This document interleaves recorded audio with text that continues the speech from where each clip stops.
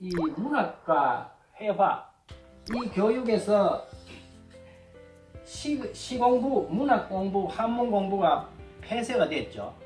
전통적인 시공부라는 것은 한문을 중심으로 한 전통 한문 방식인데 그것이 전혀 단절이 됐죠. 한글 위주의 한글 전용이라고 하는 그런 방향으로 나기 때문에 문학적인 한문학적인 이런 공부가 완전히 폐지됐죠.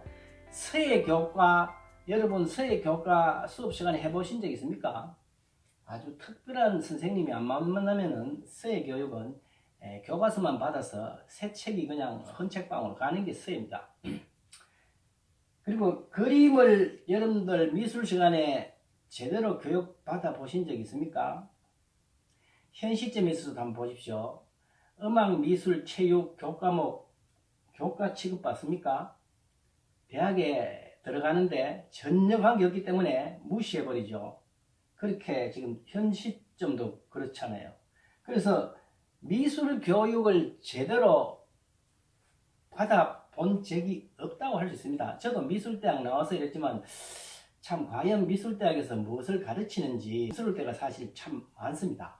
많아서 우리 보면 거의 뭐 좀 건방스러울지는 모르겠지만 저는 거의 뭐 독학으로 했다 이렇게 좀 생각이 들어요. 뭐 학교에서 배우는 거 뭐 찔끔찔끔 부분적으로는 배우지만은 전체적인 통괄적인 교육이 이 교과목이 잡혀지지 않는 것이 이 미술뿐만 아니고 모든 예술의 전반에 걸쳐서 우리나라의 한 현상입니다.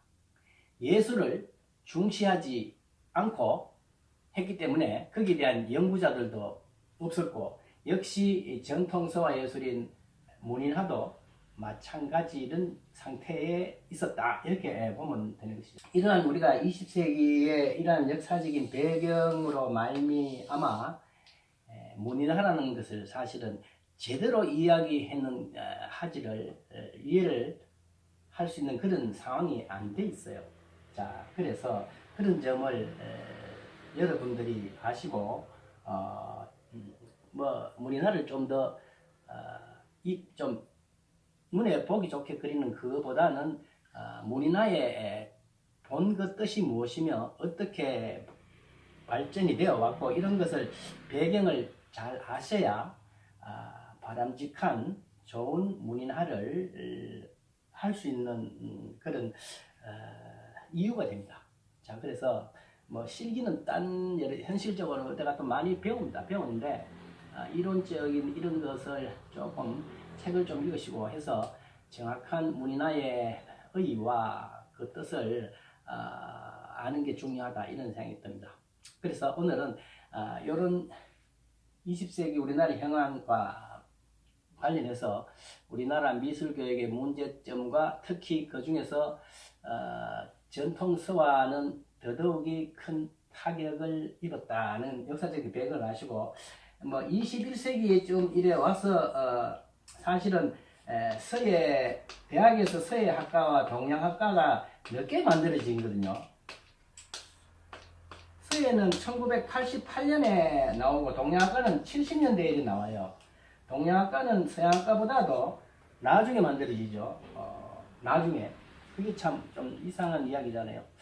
우리나라의 전통 미술을 먼저 받고 서양 거를 받아들여야 되는데 서양화를 먼저 받아들이고 뒤에 동양화를 받고 또 서예는 그 뒤에 또 받아들였다. 어떻게 보면 서예가 제일 앞서고 그 다음에 회화를 받고 이렇게 돼야 되는데 우리 역사적인 추이가 근대 현대화 과정에서 그렇게 되지 못했다 하는 것을 한 가지 지적을 할 수가 있습니다. 이 동양 이 문인화 하는데 사실 주위에는 문인화 하는 사람들이 굉장히 많아요. 그죠? 요사이는 보면 또 민화가 또 상당히 부음이 있어서 민화를 공부하는 사람은 많죠.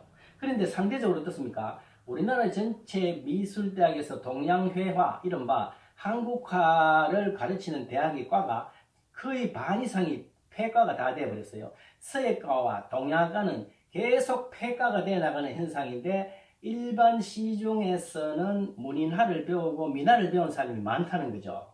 참 이상한 현상입니다. 그것은 이제 이 20세기의 과정에 있어서 동양화에 대한 연구가 미진해서 그렇습니다. 수요자는 많은데 공급을 정확하게 해주지 못해서 그런 것입니다. 그래서 이 문인화라는 것은 동양회화의 영역에 있어서 문인화가 최고의 영역과 오랜 역사를 가지고 있고, 동양회화에서 문인화가 최고의 위치를 오랫동안 차지해 왔던 것입니다. 그 다음에 두 번째, 보통 이야기할 때 이제 남정화라 이렇게 하죠. 남정화라고 이렇게 하는데, 먹으로 이렇게 간단하게 이렇게 그리는 문인화입니다. 이에 비해서 문인화에 비해서 이 북종화라고 보통 대칭적으로 북종화인데, 요거는 보통 이제 회화사에서 화운화라 그래요. 화운화인데 이거는 전문적인 그림을 전문적으로 하는 사람의 그림입니다. 장성읍이라는 사람도 그렇고 역대 그림을 아주 사실적으로 잘 그렸던 화가들 있죠. 그 사람들의 채색을 위주로 아주 구체적으로 그리는 이 화운화가 있었는데 이 두 개가 대종을 차지하는 거죠. 그 다음에 한 가지 영역이 있다 하면 세 번째는 이제 사실 민화를 들 수 있는데, 민화에 대한 인식을 우리나라 미술사는 20세기에 들어서 몰랐다는 거죠. 일본 사람이 먼저 알고 우리 사람한테 일깨워져서 이제서야 민화에 대한 관심이 어때요? 민간에서 올라온 거예요. 그래서 사실 민화도 상당히 가장 한국적인 회화 형식이라고 할 수 있습니다. 그 외에 이제 불화가 있는데 이거는 뭐 정교화니까 일단 예외로 쳐주고, 회화의 영역이 대체로 이렇게 돼 있는데, 사실 우리나라 동양학과는 이것을 위주로, 이것이 가장 서양 회화하고 그 성격이 같거든요. 사실적으로 채색을 넣어서 그리는 이런 그림. 서양학과가 성격이 갖는 화문화 중심의 이런 그림만을 교육을 시켜왔어요. 그리고 핵심인 문인화를 교육을 미술대학에서는 안 시켰습니다. 그러니까 동양회화, 한국회화의 정체성을 잃어버리니까 그림도 잘 나오지 않는 특징이 나올 수가 없는 것이죠. 자, 그래서 이제 이 민화도 요새 학교에서는 민화에 대한 연구가 없었기 때문에 선생님도 없었고, 하지만 오랜 역사 속에서 민화라는 것이 잠재되어 있었던 것이 이제 21세기에 와서 노출이 된 것입니다. 자, 그래서 이러한 동양회화의 세 분류에서 문인화는 가장 핵심적인 위치를 차지하고 있었는데, 이러한 역사적 추이 때문에 시서화가 분리돼 버리고 퇴화되어 버림으로 해서 문인화가, 바람직한 현대 문인화가 이어지지 못하고 있는 이유가 이러한 역사적인 문제와 관련이 있습니다.